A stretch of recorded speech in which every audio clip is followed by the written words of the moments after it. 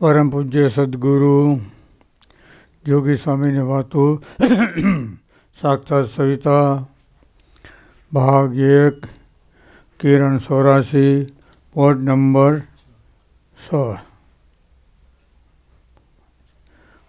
5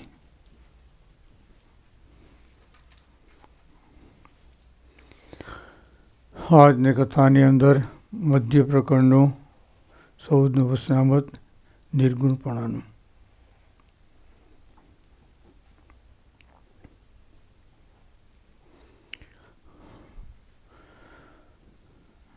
સ્વામીએ ઉલ્લેખ 13નો કર્યો. ગાલ તમે વાત કરી એની વાત કરીએ.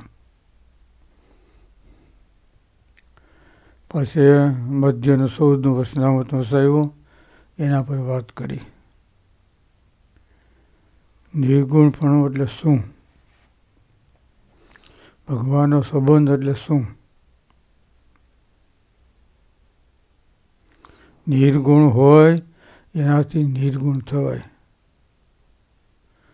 ગુણ એને સંગે ક્યાંથી નિર્ગુણ થાય? જ્યાંથી આવ્યા તેમાં સમાયા રાજ, અક્ષરના વાસી વાલો આવ્યા અવની પર. સ્વામી કે પેલો સવિકલ્પ નિશ્ચય, પછી નિર્વિકલ્પ નિશ્ચય થાય. પહેલો કયો નિશ્ચય થાય? સવિકલ્પ, અને પછી નિર્વિકલ્પ. એટલે અક્ષરધામમાં જવું હોય તો નિર્વિકલ્પ નિશ્ચયનો આશરો કરવાનો. સવિકલ્પથી જ્ઞાની જવાય. એનાથી બ્રહ્મા, વિષ્ણુ, શંકર આ 3 દેવની પ્રાપ્તિ થાય. સવિકલ્પમાં સત્વગુણના બ્રહ્મા, રજોગુણના વિષ્ણુ, તમોગુણના બસ રુદ્ર. રુદ્ર ખબર ને? તો બસ સવિકલ્પમાં તે નિર્વિકલ્પમાં નહીં જવાય. એ તો નિર્વિકલ્પ મળે તો નિર્વિકલ્પ થાય. 2 દ્રષ્ટાંત દીધા, આંબાનું અને લીમડાનું. લીમડો એકવાર જાણ્યું, લીમડો એટલે લીમડો. પછી એમાં કામ, ક્રોધ, લોભ વ્યાપે તો પણ એમાં ભ્રાંતિ થાય નહીં. પણ સ્વામી કે લીમડાને ઠેકાણ કોણ છે? ભગવાનના ભક્ત છે. પોતામાં કામ, ક્રોધ, લોભ વ્યાપે તોય પણ સામાન્ય છે ભ્રાંતિ ન થાય. લીમડાને ઠેકાણ કોણ? ભગવાનના ભક્ત છે.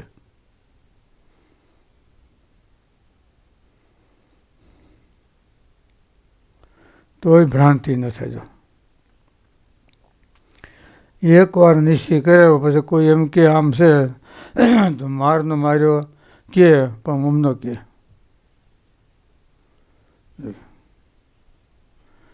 ઓમનો કે તદાત્મપણું છે. નિશ્ચયની વાત કરી એવું તદાત્મપણું જેને થયું હોય એના સંગ થકી તદાત્મપણું થાય. એ તદાત્મપણું એટલે એના જેવા અસલ.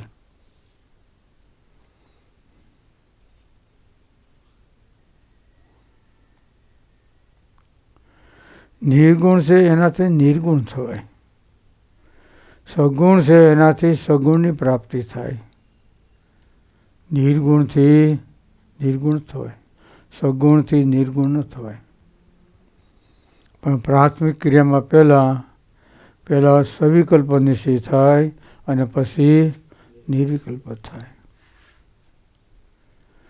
પહેલાં સત્સંગી થવાય, પછી ભક્ત થાય, પછી એકાંતિક થાય, અનન્ય થાય, મુક્ત થાય, મુમુક્ષુ થાય. હવે ને પહેલાં મુમુક્ષુ થાય અને મુમુક્ષુ પછી મુક્ત કહેવાય. સ્વામી કે મુમુક્ષુ છે એને આંખું લેવી પડે અને મુક્ત છે એને આંખું મળી ગઈ, એક ધામનો મુક્ત થઈ ગયો. મુમુક્ષુ છે એ હજી સાંકળા પર પીંડો છે, શું કરવું એમાંથી? ઓલો ભલે શેષદીપનો મુક્ત થઈ ગયો, બદ્રિકાશ્રમનો, વૈકુંઠનો, ગોલોકનો, જેનો હોય એનો સ્થિર તો થઈ ગયો ને એમ. મુમુક્ષુ કરતાં મુક્તની સ્થિતિ અધિક છે. સ્વામી મુમુક્ષુ એટલે આંધળો છે.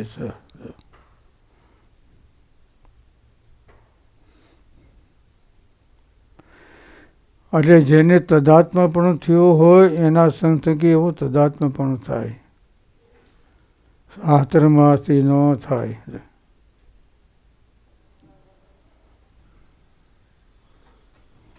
જોને જેને ભગવાનનો નિશ્ચય થયો હોય એના થકી એને નિશ્ચય થાય. જો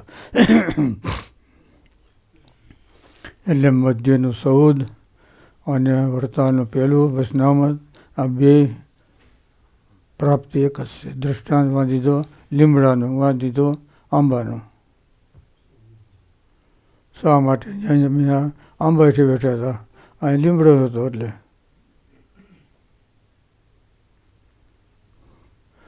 ભગવાનનો દ્રઢ નિશ્ચય કર્યો, એમાં કામ, ક્રોધ, લોભ વ્યાપે તોય પણ એમાં ભ્રાંતિ થાય નહીં.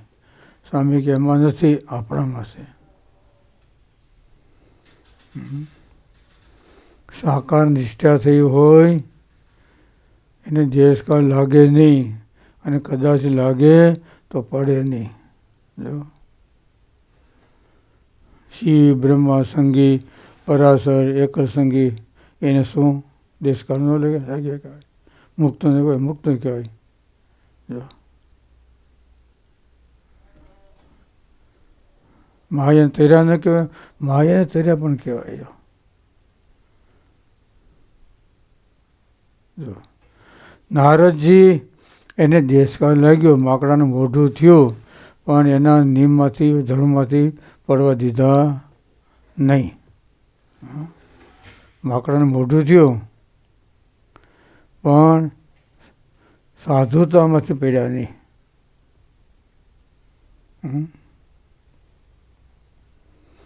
સાકરપણા નિષ્ઠા થઈ હોય, થાન ભ્રષ્ટ થાય નહીં. કદાચ એ થાય તો એ શોભે. સ્વામી બાપાએ નારદજીની વાત કરી હતી. એને દેશકાળ લાગ્યો પણ એને પોતાની સ્થિતિમાંથી પડ્યા નહીં.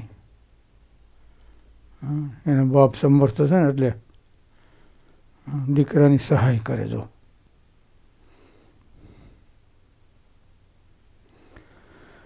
શા માટે ભગવાન પાસે ગયા ને બે મામો ભાણેજ, કન્યાનું રૂપ જોઈ અને એમાં મોહિત થયા. ઓલો કે મને જો, મને ગયો. ઓલો કે બધા 2 જણા. કન્યા કે કાલ આવજો સંયમવરમાં અને આવજો, જે કન્યા જેને હાર પહેરાવે એ તમને વરે. આ ભગવાન પાસે ગયા, હોતા નીંદર આવે નહીં. અને પહેલાં ગયા તુંબરું. વિષ્ણુ ભગવાને કે ભગવાન સાંભળ્યો અરજી છે, બોલો.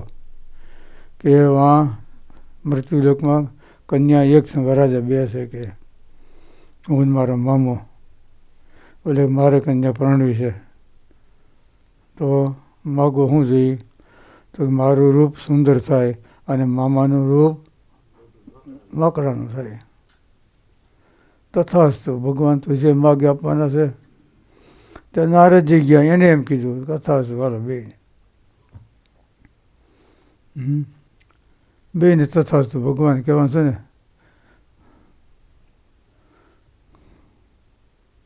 બાઢમ કા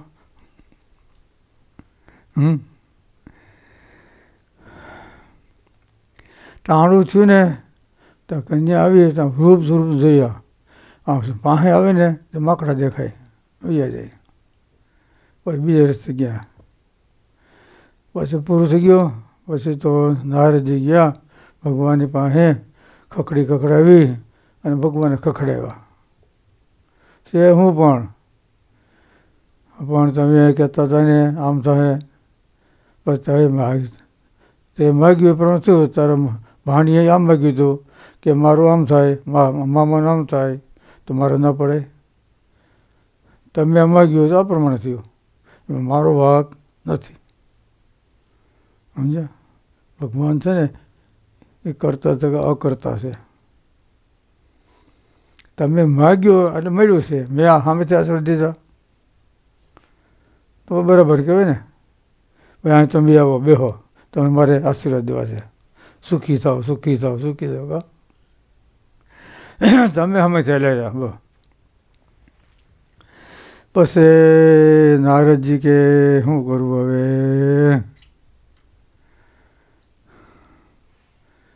પછી ભગવાન કે હા બોલો, હું હવે તમારો વારો છે, બોલો.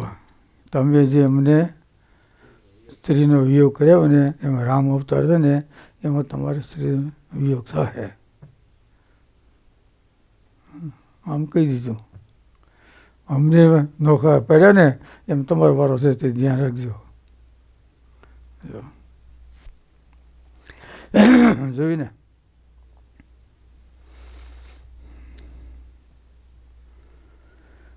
કેવી ભક્તની શક્તિ કહેવાય. કહો, ભગવાને પણ ઊભા રાખી દીધા. ભગવાન તો બધા ઊભા રાખી દે બરાબર. એટલે મહારાજ કે, સ્વામી કે, જેટલું રાજાનો રાજ એટલું રાણીનો રાજ કહેવાય. એમ જેવો ભગવાનનો પ્રતાપ એવો એના સંતોનો પ્રતાપ છે. જેમ ભગવાન જીવનું કલ્યાણ કરી શકે, એમ ભગવાન એકાંતી સંત એ પણ જીવનું કલ્યાણ કરી શકે, અક્ષરધામમાં મોકલી શકે. એનો વીટો પાવર છે. કેવું ન પડે, એને રજા ન લેવી પડે.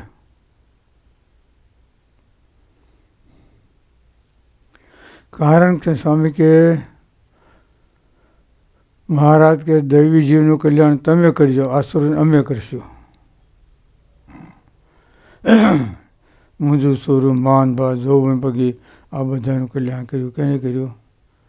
ગોપાળાન સ્વામીએ, ગુણાત્યાન સ્વામીએ અને મહારાજે. એટલે સ્વામી કે કાર્ય કરતા તો ભગવાન છે, ગમે દ્વારા કરે બધે. સમજાને?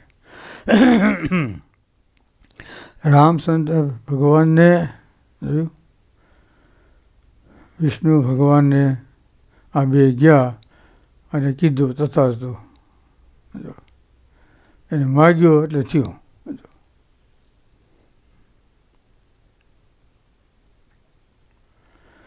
એટલે જેટલું ભગવાનનું રાજ એટલું ભગવાનના ભક્તોનું રાજ્ય કહેવાય. ગુણાચંદ સ્વામી કે આજ આનંદકોટી બ્રહ્માંડમાં ભગવાન સ્વામિનારાયણ એનું ધાર્યું થાય છે. પછી કે એ ભગવાનના પ્રતાપે કરીને આનંદકોટી બ્રહ્માંડમાં ગુણાચંદ સ્વામી કે અમારું ધાર્યું થાય છે. હું ભગવાનના પ્રતાપ છે. હા,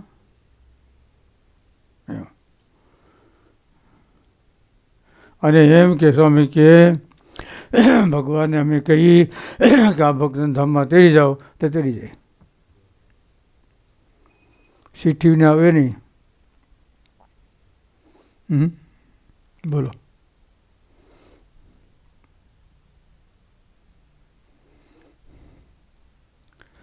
ગમે જાઓ રાજ્યમાં જે હોય ને, વડાપ્રધાન હોય ને, એની મંજૂરી લેવી પડે. એમ પેલું કહેવાય કે હું આવીશ. હા, બીજા સાવધાન રહે ને. બોલે હું તો દબાવે તો શું કરું? કહેવાનું એ સગવડતા માટે એમ.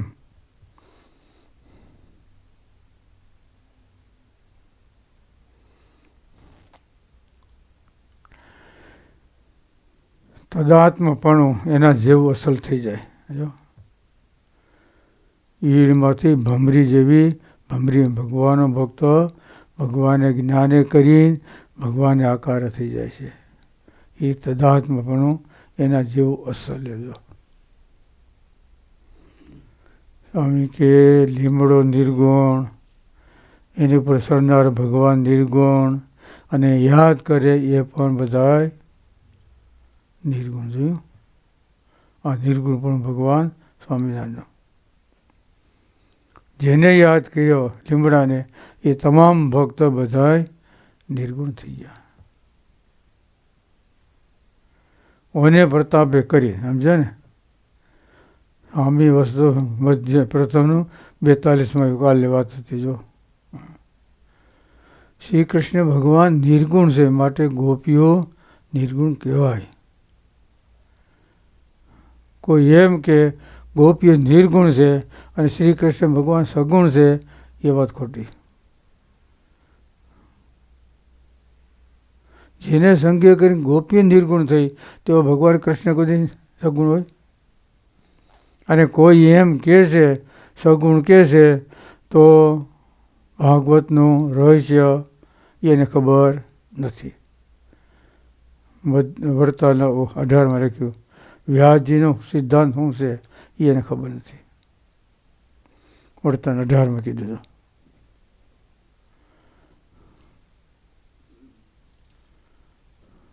જેના ભગવાન નિર્માની તેના ભક્તને માન ક્યાંથી જોઈએ?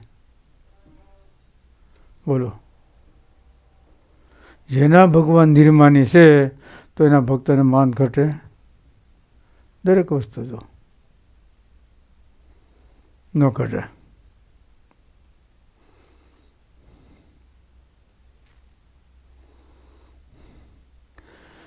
નિર્ગુણ એટલે ગુણ રહિત, એટલે આપણા મનનું ધાર્યું છોડી અને ભગવાનમાં જોડાણું. હા, બ્રહ્મ થઈ પરબ્રહ્મને ગાવે. હું થઈ? બ્રહ્મ થઈ અને પરબ્રહ્મને ગાવે. બ્રહ્મરૂપ થઈ અને ભગવાનની ભક્તિ કરવી એ ભક્તિ હાસી. બાકી 3 ગુણ, 3 અવસ્થા, 3 શરીર, સંકલ્પ વિકલ્પ ભજન કરે છે તેની ભક્તિનું ફળ એવું થાય. ભક્તિ કરી ખોટી નથી, ઓલી ભક્તિ ન ભોગે. નિજાત્માનમ બ્રહ્મરૂપમ દેહે તૃણ વિલક્ષણમ વિભાવ્ય ભક્તિ કૃષ્ણસ્ય સર્વદા. અને બ્રહ્મરૂપ થયો હોય એને માટે પુરુષોત્તમ ભગવાનની ભક્તિનો અધિકાર છે. લોયાના હાથ પ્રમાણે મહારાજ કીધું. તે વિના ભક્તિ કરે છે એ કઈ છે? 9 પ્રકારની. આત્યંતિક કલ્યાણ પ્રમાણે મહાત્મ્ય છે ભક્તિ નહીં. સમજાણું? ભક્તિ હાસી છે પણ કઈ પ્રકારની? 9 પ્રકારની. હા, મહાત્મ્ય ભક્તિ ના આવે. એટલે બ્રહ્મ થઈ અને પરબ્રહ્મને ગાવે. અને બ્રહ્મરૂપ થયો હોય એને માટે જ પુરુષોત્તમ ભગવાનની ભક્તિનો અધિકાર છે.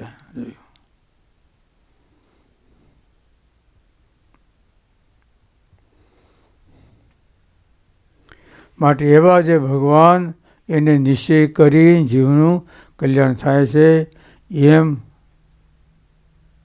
નિત્યાનંદ સ્વામી કીધું તે મહારાજ કે પણ અમે એ જ પક્ષને સ્વીકારીએ છીએ. બસ તમે જે કહેવા માગો છો ને એ જ એ પક્ષને અમે ગ્રહણ કરીએ છીએ. જો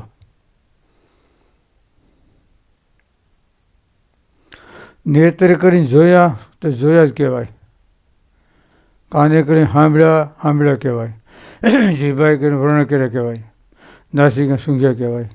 પણ ઇન્દ્રિયો, અંતઃકરણ અને જીવ આ 3 ભેગા થાય ત્યારે એને અનુભવ જ્ઞાન કહેવાય. ત્યારે પૂર્વ જ્ઞાની કહેવાય.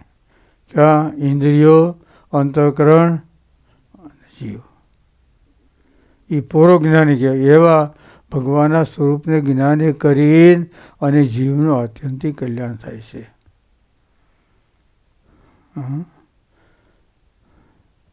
થોડ સરસ મજાનું સ્વરૂપ આપવા આપણને ભગવાને બધું અર્પણ કરેલું. ત્યાં અમે બેની ફાઇટિંગ ચાલે છે ભગવાન સ્વામિનારાયણ અને નિત્યાનંદ સ્વામીનો. કેવું થોડું હતું? હા, સ્થૂળ દ્રષ્ટિએ લોયા, સૂક્ષ્મ દ્રષ્ટિએ સોરા બાપાનું સમર્પણ. ત્યાં ગયા છે, શું કામ ગયા છે? સોરા બાપાને લઈ. સોરા બાપા કેવો છે ખબર છે ને?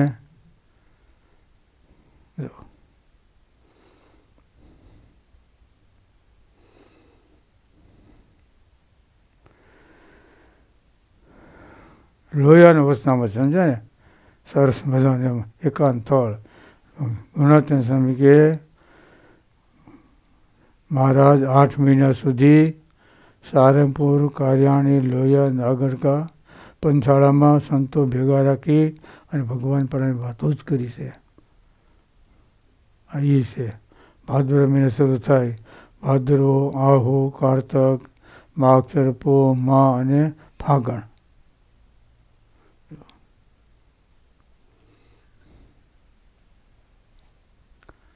ઇન્દ્રિયો, અંતઃકરણ, અનુભવ 3 ભોગે ત્યારે પૂર્વ જ્ઞાની કહેવાય.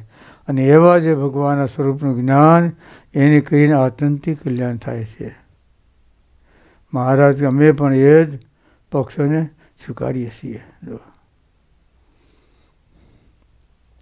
ભજન છે હાજર ખોટું નથી.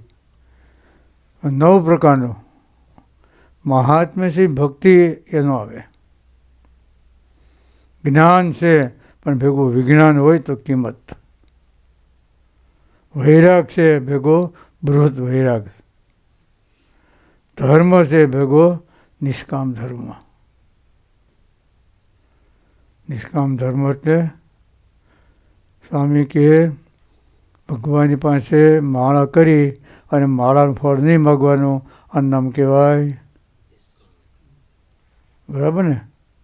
દંડવત પ્રદક્ષિણા બધું કરવાનું, કર્યા પછી ફળની ઈચ્છા નહીં, કેવળ એના રાજીપા માટે. આ કહેવાય નિષ્કામ ધર્મ. સ્વામી કે 2 પ્રકારનો ભાગ પાડ્યો લોયાના 6ઠામાં. ધર્મ સંબંધી એ કાર્ય કેવું અને ભગવાન સંબંધી. ધર્મ સંબંધી નિષ્કામ પણ આવે તો બધું આવે, અને ભગવાન સંબંધી નિશ્ચય આવે તો બધા સાધન આવી જાય. નિષ્કામ પણ 8 પ્રકારની સ્ત્રીનો ત્યાગ.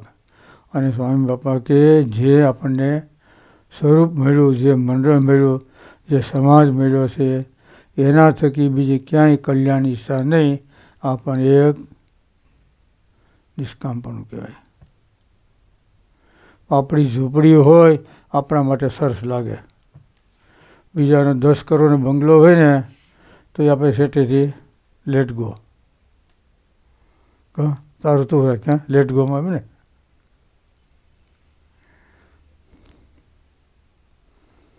જોયું? એમાંથી શું નોખું પાડી દીધું બોલો? ફળની ઈચ્છા રાખવી સકામ કહેવાય. કર્યા પછી ફળની ઈચ્છા નહીં એ નિષ્કામ કહેવાય. સમજ્યા ને? એ નિષ્કામ કહેવાય. સકામ ભક્તોની શ્રીહરિ સેવા પર હરે દૂર.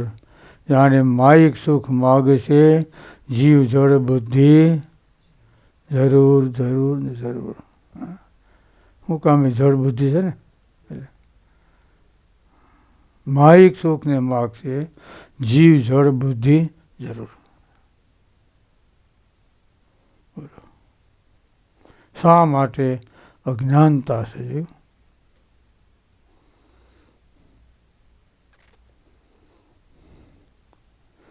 મૂર્ખતા છે, અણસમજણ છે. આ બધી જીવની અંદર ભર્યું છે માટે છે.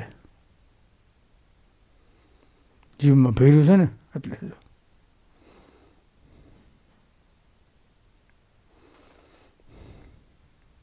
આજની કથા મધ્યના 14 ઉપરથી ચાલુ કરી. સમજ્યા? આગળ વધતી ગયા. સહજાનંદ સ્વામી.